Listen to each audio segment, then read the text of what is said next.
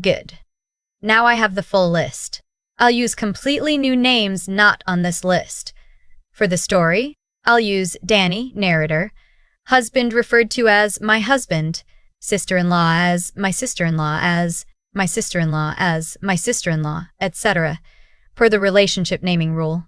Supporting characters, Remy, Claudette, Vince. My name is Dani. I'm 32 years old, and until 5 weeks ago, I thought the hardest thing I'd ever done was marry into a family that never wanted me. I was wrong. 5 weeks ago, at my own baby shower, the one my mother-in-law had insisted on throwing, my sister-in-law stood up in front of 47 people, held up her phone, and told everyone in the room that my baby wasn't my husband's. And before I could say a single word, my husband did something I never expected. But I'm getting ahead of myself. Let me start from the beginning.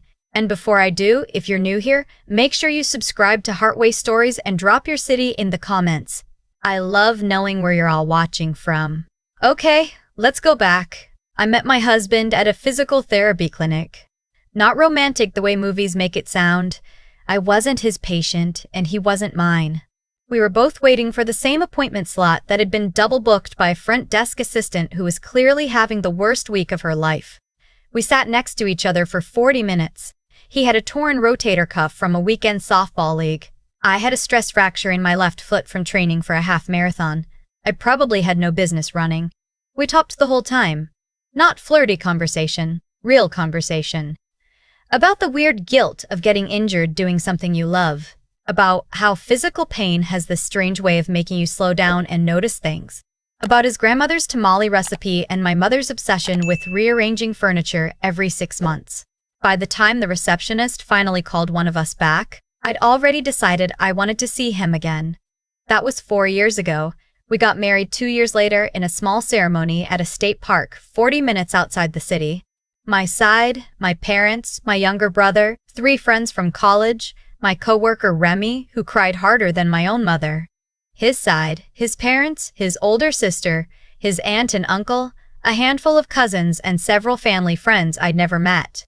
His family came from money, not generational wealth, old portrait hanging in the hallway money, but the kind that had been built carefully over 30 years through a construction business his father had started with almost nothing.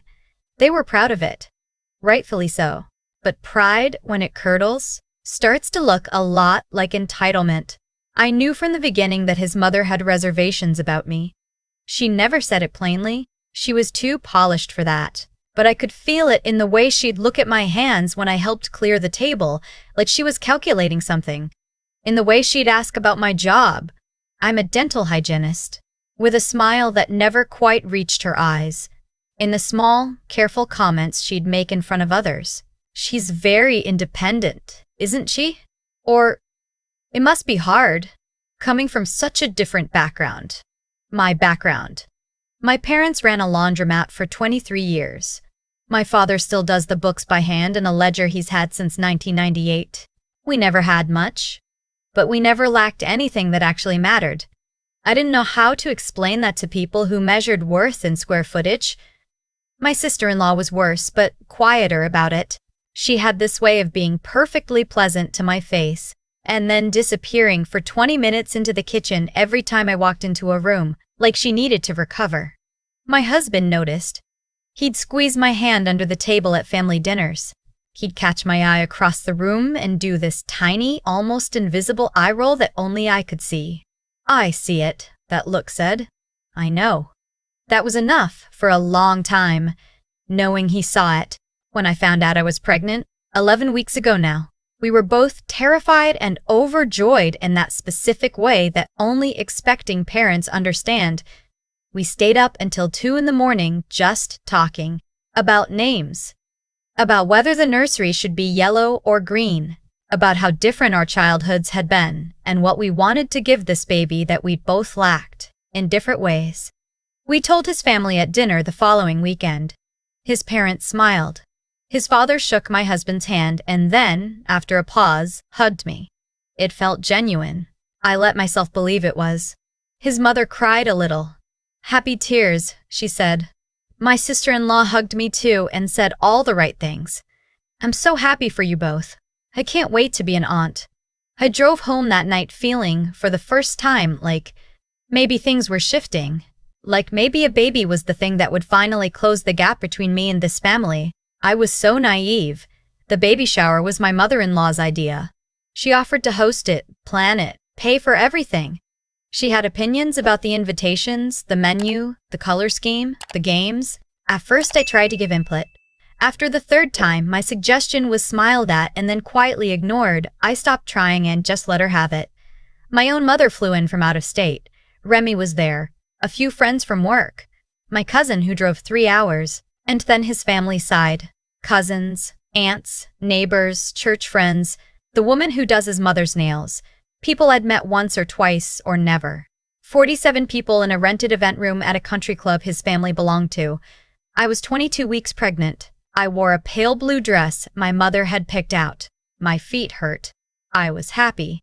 The first hour was fine. Food, conversation, a game where everyone guessed how big my belly was using a ribbon.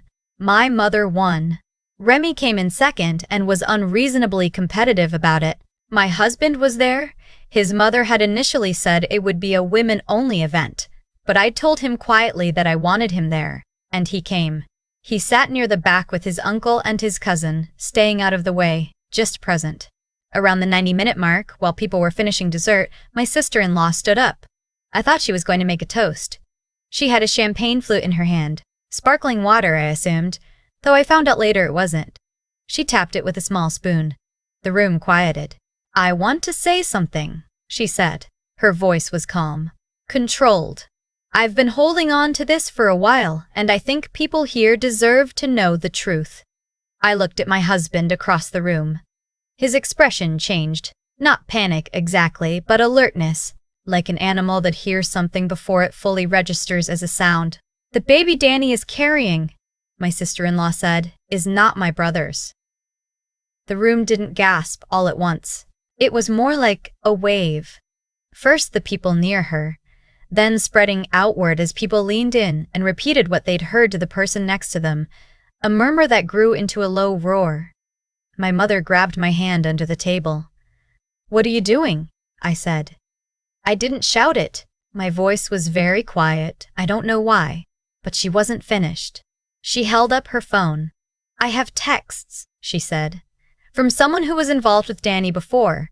Someone who told me months ago that she'd been seeing him while she was already with my brother. And the timing matches." She started reading. "Texts," she claimed, "between me and a man named Vince.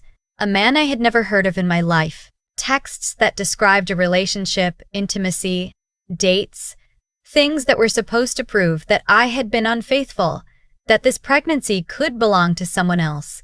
I sat completely still. I have replayed this moment so many times since. I've asked myself why I didn't stand up immediately, why I didn't shout, why I just sat there with my mother's hand in mine and my eyes fixed on the centerpiece. White carnations, pale ribbon, a little sign that said, "Baby on the way," and didn't say anything for what felt like a very long time. I think I was in shock. I think part of me genuinely could not believe that this was happening. At my own baby shower, in front of my mother. My mother-in-law stood up from her seat at the head table. Her face was doing something complicated. Grief, maybe?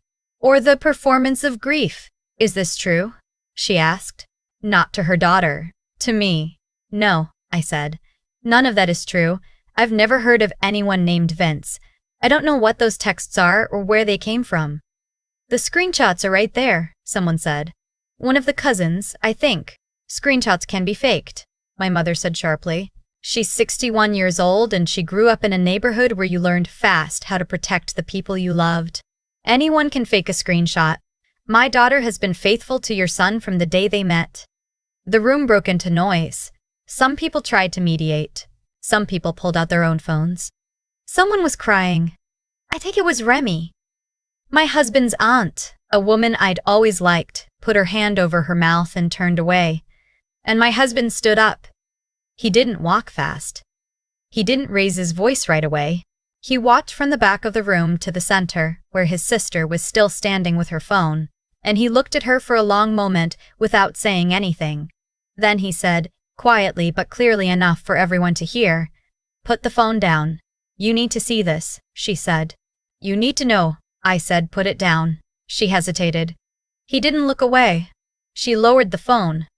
He turned to face the room. I watched him from my seat. I still hadn't stood up, I realized. My legs felt like they weren't mine. "I know my wife," he said. "I know who she is. I know her schedule, her habits, her friendships, her fears.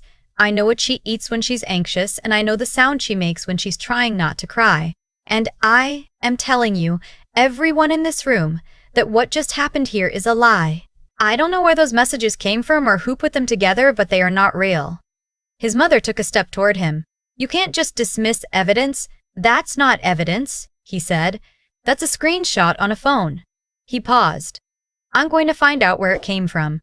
And when I do, we're going to have a very different conversation." Then he walked over to me, held out his hand, and said, "Let's go." I took his hand. I stood up. My mother grabbed her purse and stood up too. Remy was already on her feet. We walked out of that room, me, my husband, my mother, and Remy, through a set of glass doors and into the parking lot, where the afternoon sun was warm and bright and completely indifferent to the fact that my life had just been turned inside out. In the car, I cried. I didn't try to hold it together. I cried in a way I hadn't cried since I was a teenager. Ugly, shaking, struggling to breathe. "I don't know anyone named Vince," I kept saying. "I don't. I have never." "I know," he said. "The texts weren't real. Dani." He said my name and looked at me. "I know. I believe you. I have always believed you. We don't even need to have this conversation."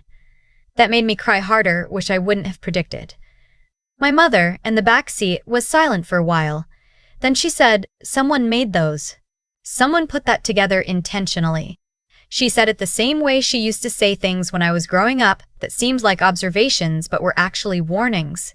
Someone did this on purpose. Figure out who. My husband already knew that. He'd known it the moment his sister stood up. What he didn't say yet, what I wouldn't find out until 4 days later, was that he'd already had a suspicion before the shower even happened. 3 weeks before the shower, my husband had overheard a phone call. He hadn't meant to. He'd gone to his parents' house to return something his father had left at ours, and he'd let himself in with his key because no one answered the door. He heard his sister's voice in the kitchen. He'd started to call out to her when he caught a piece of what she was saying. It has to be convincing. He can't just say he knows her. There have to be texts. There have to be dates. Make it specific enough that she can't explain it away. He'd stood in the hallway for a moment, trying to understand what he was hearing. He'd told himself there was probably an innocent explanation. He'd left without letting her know he was there. He hadn't told me. He told me later that he hadn't wanted to worry me, that he'd convinced himself he was probably misunderstanding something, but he'd kept it in the back of his mind, and when his sister stood up at the shower, everything snapped into place. After I'd cried myself out in the car, he drove us home. He got my mother settled in the guest room. He made tea. He's not really a tea person, but my mother is, and he knew that. Small things. I noticed all the small things. Then he made some calls. It took him 9 days. I want to be honest about that. It wasn't fast. And those 9 days were some of the hardest I've had. His family went quiet. No one called to apologize.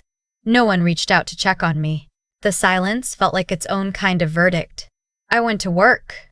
I came home. I talked to my mother on the phone every evening. Remy came over twice and sat with me on the couch and didn't try to fix anything, which was exactly right. My husband worked. He talked to people. He used contacts he'd built over years of working in his father's company, contractors, attorneys, people who knew people. He wasn't looking for revenge. He just wanted the truth, the documented, undeniable truth before he did anything else. On the 9th day, he found Vince, not a real person connected to me. A real person who had been paid to create a fake identity and fabricate a text thread. A man in his late 20s who did freelance tech work and had been approached, he said, by a woman he knew only by a first name and a Venmo account. He had the transaction records. He had the original request still in his email. The first name matched my sister-in-law's. The Venmo account, with a little more digging, traced back to a secondary account she'd opened 6 months earlier. My husband sat with this information for 2 days before he did anything. He told me later that he spent those 2 days grieving. Not angry, grieving. Because knowing the truth meant knowing that his sister had done this deliberately, carefully, over months, and that his mother had likely known or, at minimum, hadn't stopped it. And that was a different kind of loss than anything he prepared for. He called his parents and asked them to come over. He didn't tell them why. His mother said she hoped he was ready to talk some sense into me. He didn't respond to that. They came on a Saturday morning. His sister came too. He'd asked her, specifically. My mother was still staying with us. Remy had offered to come, and I'd said yes because I wanted a witness who was on my side, who would remember clearly what happened in that room. We sat in the living room. My husband had printed everything. The email, the transaction records, a statement from the man who'd been paid to create the texts. Not a legal deposition, but a written account, signed and dated. He put it all on the coffee table without saying anything. His mother looked at the papers. His father looked at his mother. His sister looked at my husband. "Where did you get this?" she said. "It doesn't matter," he said. "What matters is that it's accurate, and I think you know it's accurate." His father picked up the Venmo records. Something moved across his face. Recognition, or maybe the collapse of a story he'd been telling himself. He set the papers down carefully. His mother started to speak. She said something about how she had only ever wanted what was best for her son, about how she had concerns about our relationship from the beginning, about how she had been trying to protect their family. And my husband held up his hand. "Stop," he said. "Please." She stopped. "I'm going to say this once," he said. "What happened at that shower? What you built, what you paid for, what you let happen in front of Dani's mother and her friends and my aunts and cousins was not protection, it was cruelty. You tried to destroy her reputation, her pregnancy, our marriage. You did it carefully and you did it on purpose, and you did it at an event that was supposed to celebrate our child." His sister opened her mouth. He looked at her. She closed it. "I grew up in this family," he said. "I love this family, but I will not raise my child around people who would do this. I won't do that to my kid, and I won't do that to my wife." His mother's face was doing that complicated thing again. "You're making a mistake," she said.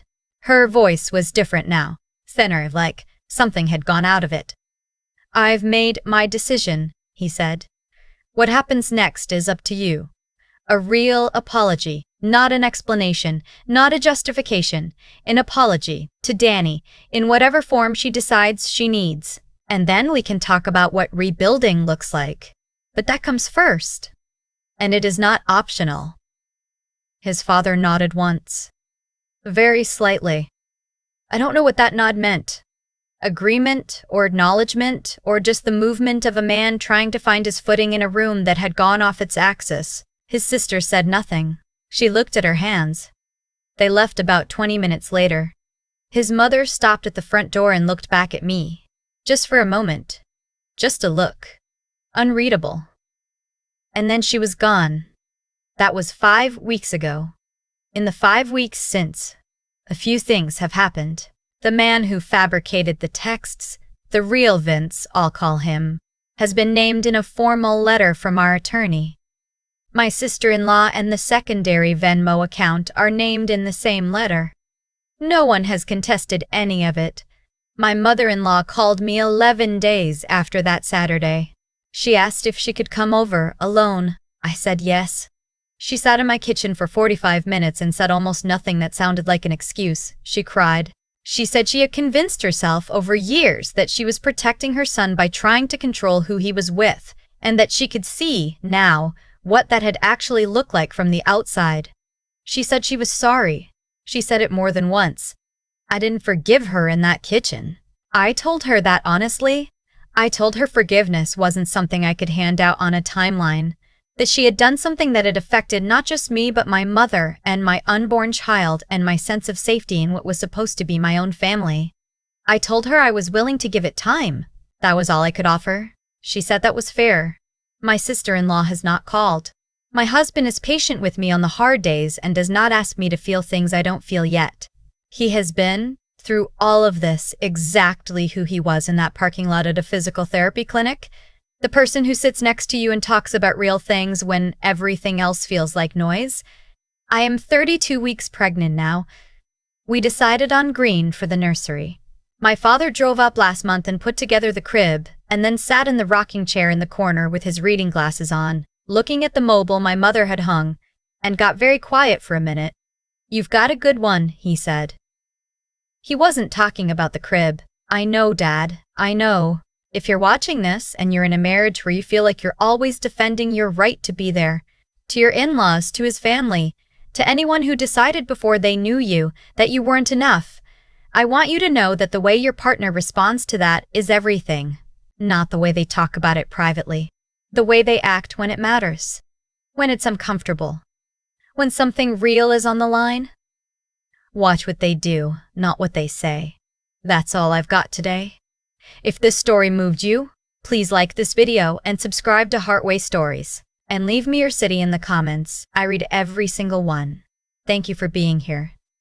I've thought a lot about what it actually takes to destroy someone. Not physically. I mean the quieter kind of destruction, the kind that's planned in kitchens, funded through secondary accounts, executed at a baby shower with sparkling water in hand and a rehearsed look of concern on your face. What it takes, I've realized, is a belief that you can rewrite reality faster than the truth can catch up. My sister-in-law believed that. For months, probably. She built something careful and calculated. Fake texts, a paid stranger, a timeline designed to make me look guilty before I even opened my mouth. And she almost got away with it. Almost. Because the one thing she didn't account for was the person standing at the back of that room who knew me better than her plan did. There's something I keep coming back to, and it has nothing to do with revenge or justice in any dramatic sense. It's simpler than that. It's the idea that character is a long game. My husband didn't defend me in that room because he's a particularly heroic person. He defended me because he had paid attention for 4 years. He knew my schedule. He knew my fears. He knew the sound I make when I'm trying not to cry. That knowledge, that specific, ordinary, accumulated knowledge, was the thing that made a fake screenshot meaningless.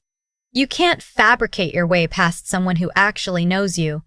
That's the part I think about when people ask how I got through those 9 days of silence after the shower. I got through them because I had evidence of my own, not documents, not transaction records, but a history of being known.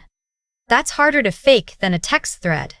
I also think about what it costs a person to do what my sister-in-law did. Not the Venmo transaction. The internal cost.